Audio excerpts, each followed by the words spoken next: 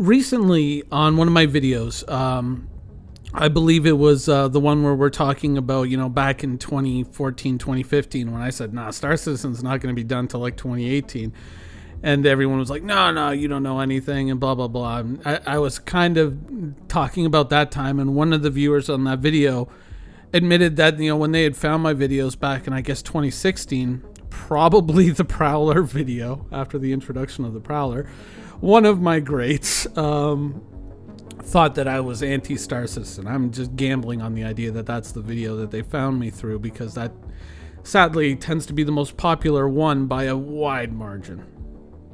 And and that's something that people often mistake me for, as being someone who is anti-Star Citizen, who's just kind of making a channel to just make videos about, well, here's Chris Roberts' latest fumble, oh man, look what Chris Roberts did this week.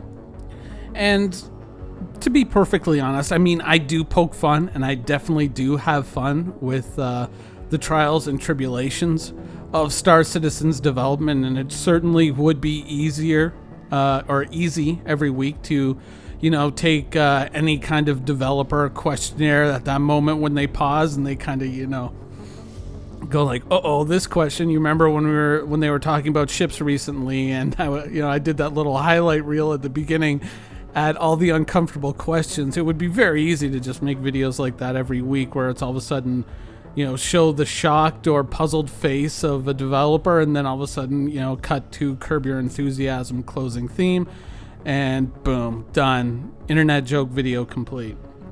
It would be very easy to kind of be negative about Star Citizen. It is very easy to be negative about Star Citizen if you don't really understand it, I think. Star Citizen, I think, for most people, it's cool spaceships, traveling around with your friends, playing in a really cool, really expansive sci-fi universe with cool spaceships and blowing shit up and having fun. For most people, maybe that's kind of like the main thing. But I think that for a lot of people, myself included, Star Citizen isn't just about that. It's about what Star Citizen represents. And I think that is kind of one of the reasons why, even though there are times when I kind of look at some of the decisions made and I kind of go, what were you thinking?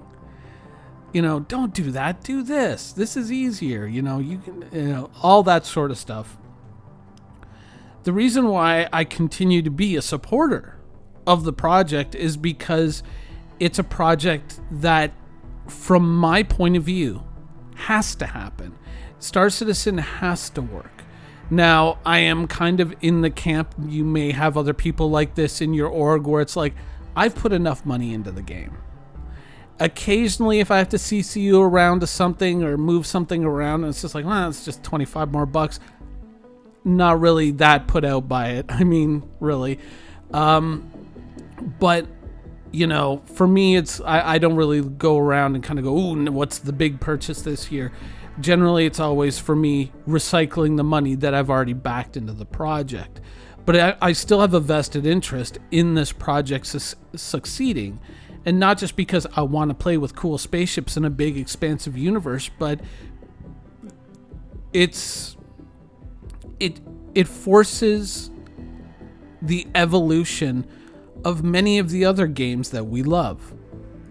There's a lot of problems with the MMO genre online right now as it stands.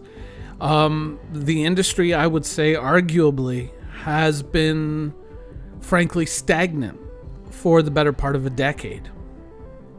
Games that were groundbreaking 10 years ago have really done little to evolve, except in the sense of maybe graphical fidelity. The worlds that they build, the worlds that they exist in, have become, what was once expansive, vast terrains is now more like a theme park or an amusement park.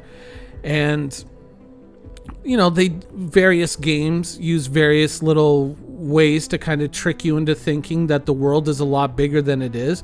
I mean, it's one of the sources of constant friction between the developers and the community in the World of Warcraft community, where they try to keep players from being able to fly in a new expansion for as long as possible.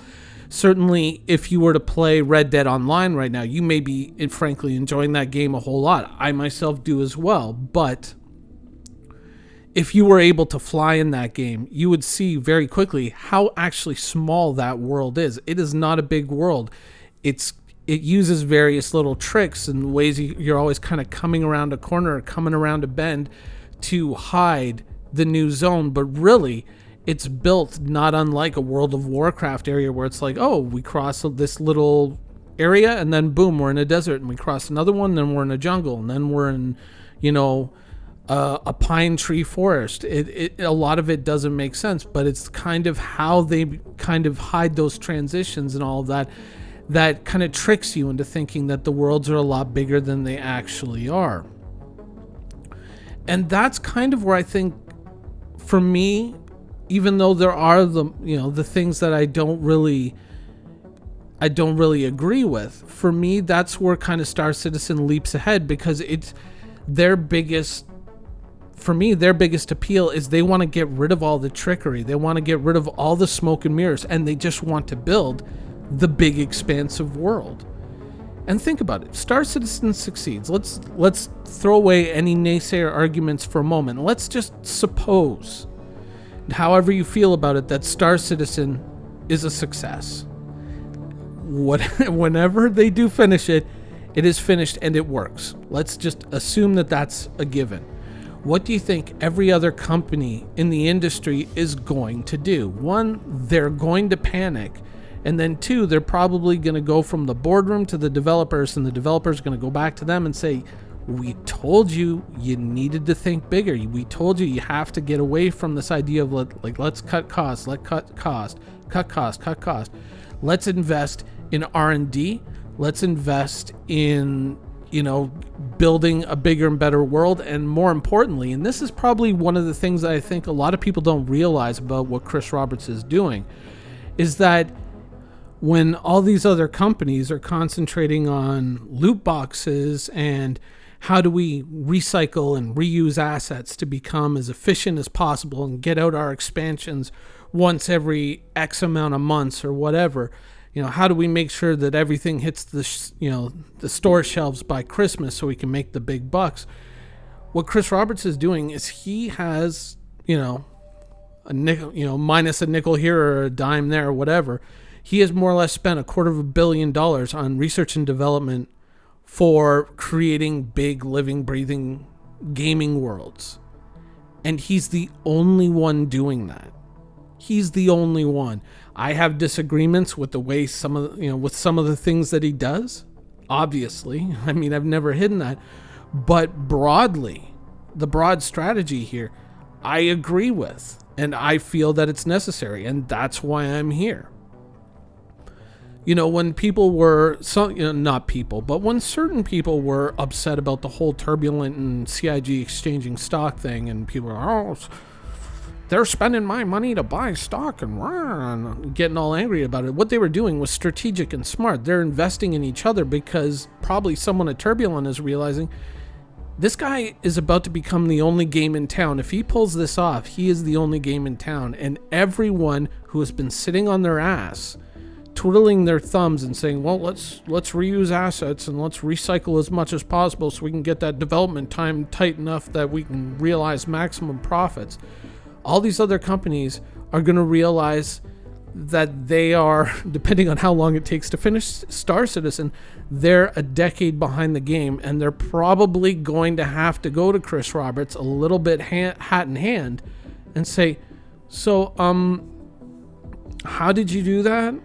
Because we haven't really done any research and development in a decade. Do you remember when we had that very shortness? To a certain degree, it's still kind of going on with, latecomers to the game. But when we had that short RTX mania, ray tracing. Oh my God, ray tracing. And it was the buzzword. You got to get ray tracing into your video so everyone will talk about it. And you get the likes and you get the views. And everyone was talking about ray tracing because it was a big deal. That's really And, it's like, oh, these shafts of light and they look so real. I mean, that really is kind of the limit of what people are doing in research and development in video games, is how do we up the graphics? How do we make it prettier? And no one's really sitting there and talking about how do we make a better game? How do we make it worth playing? No one's doing this. Everyone is just sitting there. It's like, oh, so what should we charge for loot boxes this year? Microtransactions. How much can we charge for cosmetics? Because this is where the money really is. The industry is totally interested in mobile phone games. Sure, the industry is, but are the consumers? I would say depends on the geography of the area, depends on where you're talking about in the world, but I'd say that most of your classic PC gamers would rather have a Diablo 4 than a Diablo Immortal. And I think that, they made that sentiment plenty clear over the last year. No one's really breaking any new ground. No one's really going in a new direction. Everyone's trying to cut costs and be efficient, and no one's really kind of taking that next big leap. Apart from, say, the people who work on graphics. Oh, we got to go from the 1080 to the 1080 Ti to the 2080 to whatever. 8K graphics, 90K graphics, whatever, it doesn't matter. That's the only area that we're really breaking new ground. The games themselves aren't really becoming all that more complex. And I mean, you can look at an old title from the 2000s, or you can look at something like SWTOR, or you can look at Red Dead Online. And graphically, they may improve, but the basic systems that define those games and how you interact with the world isn't all that different from what you saw 10, 15 years ago. Whereas here we are on that bleeding edge. Here we are right at the tip of the spear with that next generation of thing. And that's kind of why this is something that interests me. Not just because I like cool spaceships, and not just because I want to fly around in a spaceship and get into big space battles. That's certainly, gravy, and that's all good, and I'm not going to complain about it. But it's because I'm recognizing this for what it is. This is gaming being forced to evolve. So that's my point of view on what if Star Citizen succeeds. That is my honest expectation of what happens if Star Citizen succeeds. Now let's talk about, from my point of view, once again, what if Star Citizen failed? What if one day they just said, we're out of money, we're not far enough ahead to actually release anything that we can call a finished product, we're in big trouble, we don't know what's going to happen. What do I think is going to be, from my point of view, how that turns out? So the black day has come, that dark day has come, and Star Citizen has failed. Theoretically, hypothetically speaking. Do you really think that that's the end? Do you think that that's it? The doors close at CIG and the game just dies? No. Do you really think that anyone is going to pass up the chance to scoop up what's left of Star Citizen and finish it? I mean, any of the industry giants are going to realize, if they have any common sense whatsoever, they're going to realize that while they've been sitting on their laurels, someone else has done all this work, and they have the next generation of PC gaming in their hands. There's no escaping it. There's no getting away from it. This is it. This is how it is going to be. This is the proof that it works, that you can do this thing. And I think that in that situation, someone is going to step in and grab CIG, or what's left of CIG, and continue the work, because they're going to realize that most of the R&D is already done. And realistically, to keep the fans happy, all you have to do is say, we are going to carry on, we are going to finish the project on our own hook. Everything that you've already invested into the game, since that represents the R&D that we acquired, we're probably going to let you keep all your ships and all that, and we're going to finish the work, because a lot of the expense that we would normally incur in research and development has already been done. we're getting the project and possibly getting a large portion of the team intact with the project, and we can just carry that on, and CIG just becomes a branch of whatever big publisher. It may not turn out in the most idealized version that we hope for, but the game will carry on, because no one is going to let this slip through their fingers, because this is that next generation. This is that next big leap in terms of PC gaming. Everyone, like every game, every MMO that you're currently playing, in 5 years is going to be running some kind of crazy project in the background to try and get to this level of fidelity, to try to get to this level of world building. If you're in the industry and you're working on whatever MMO, and you're not looking at this and going, we need to do that and we need to start now. If you're not doing that, you're dead in the water in 5 years. You're dead in the water. You're nothing. You're a memory. If I was like currently, because everyone knows that I'm a big World of Warcraft fan. If I was at Blizzard right now, I'd be like, look, after the Shadowlands expansion, we have got to rebuild the entire world, and we got to start now. So take whoever you need to make that happen and get that done. We need another team, and we need to really look at how we do things, and we need to do things 100 times better, and we got to hit the ground running, and we got to do it now, immediately. Because otherwise, we are going to become dead. And our number one cash earning franchise probably is going to be dead along with us if we don't do this now. It's like the transition from horses to cars, from snail mail to air mail to email. You don't get a pass on evolution. You don't go, let's just carry them forward. No, you go extinct. And that's what's happening to the industry right now. And that's why I support Star Citizen, because that is what this is. It is the forced evolution of the gaming industry at large to make a better industry, to make better games.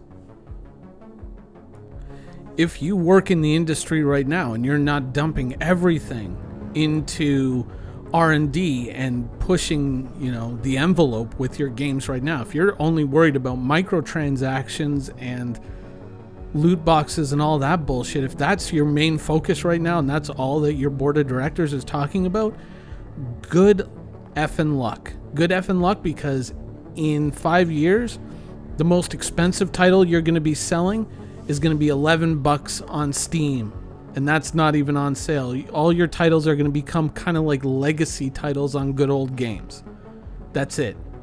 All your money that you think you can charge for microtransactions, that's going out the window too, because no one's going to give a fuck about you because you're dead. Because you're dead and gone. That's the way it is. And that's what Star Citizen represents. And so even if Star Citizen fails, someone else is going to grab this because they're going to get it first song. And most of the really expensive hard work has already been done. And all you have to do is put it together. So, worst case scenario, that's what I think is going to happen with Star Citizen. And I think either way, it ends up as a win for all of us. We're all going to end up somewhere a hell of a lot better than where we are now, just because the industry will be forced to evolve. The industry will be forced to change. And so even though there are times when I'm just like, what are you doing? And don't do that, do this, and that sort of thing. I think that overall, there are certain, there are little nitpicks here and there, but overall, I think that they are headed in broadly the right direction and they're doing the right thing. And that's why I'm here. Not because it's just like, ooh, cool spaceships, pew pew, yay, lasers. That's not so much the attractor as being there at that tip of the spear where the whole thing is going to change, where the whole thing is going to flip over, because this is it. And this is where it all changes. And it's a roller coaster ride, but I wouldn't give it up for the world. Anyways, that's the show for today. Hope you guys enjoyed it, and thanks for watching.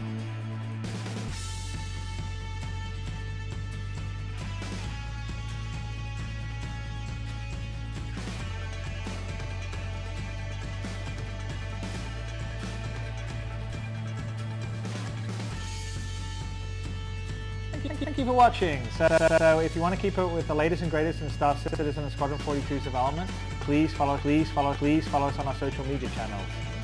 See you soon.